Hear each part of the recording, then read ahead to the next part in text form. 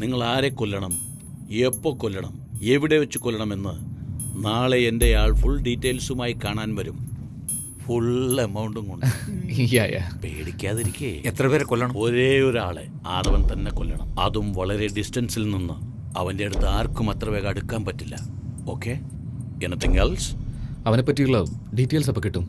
ആ return tickets കാണിച്ചാൽ എൻ്റെ ആൾ പറയും. Be careful. നിങ്ങളുടെ ഓഡിയോ എൻ്റെ കയ്യിലുണ്ട്.